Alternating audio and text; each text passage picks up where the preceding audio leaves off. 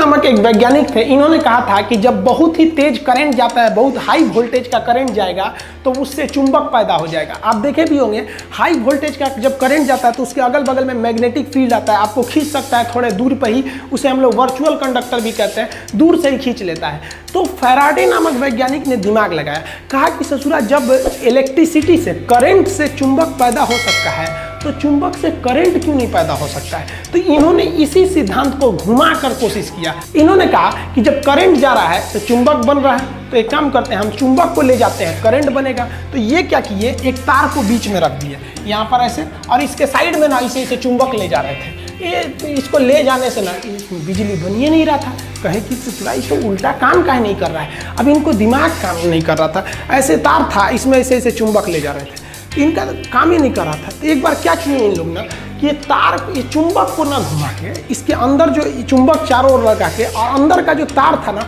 उस तार को राउंड नचाना चालू किए। जैसे ये कॉइल है ना, ये कुंडली, इसको ये राउंड नचाना चालू किए। राउंड नचाने से ना यहाँ पे बिजली मीटर लगा के, अमीटर लगा के नाप लिया गया कि भाई करंट पैदा हो गया।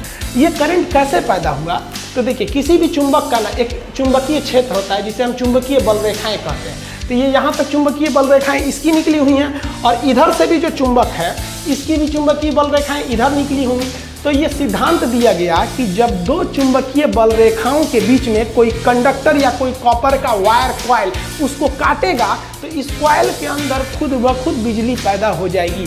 अतः ये दोनों एक दूसरे के पूरक सिद्धांत है। इन्होंने कहा कि बिजली से चुंबक पैदा होगा, तो इन्होंने कहा कि भैया चुंबक से भी बिजली पैदा हो जाएगा। ये होता है अल्टरनेटर। ये जो अल्टरनेटर और डायनेमो, इसका एक अलग चैप्टर होता है, इसको हम उसमें समझाएंगे। अभी आप मोटा मोटी यही समझिए कि जहाँ दो चुंबक रख देंगे उसके बीच में अगर आप किसी भी तार को इसे घुमाएंगे, अब बहुत हाई स्पीड में घुमाएंगे, तो वो जो चुंबक का ये जो बल रेखाएं थी वो बदल जाएंगी आपकी विद्युत में, और आपको तार पर बिजली की प्राप्ति हो जाएगी।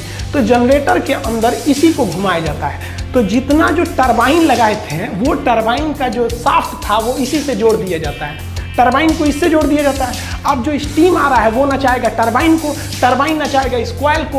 अब कॉइल क्या करेगा, इसके चुंबकीय क्षेत्र को इसके चुंबकीय क्षेत्र के बीच में घूमेगा तो उनके चुंबकीय क्षेत्र को काटेगा, इसमें बिजली उत्पन्न हो जाएगी, और यहाँ से आप वायर के रास्ते से ट्रांसमिशन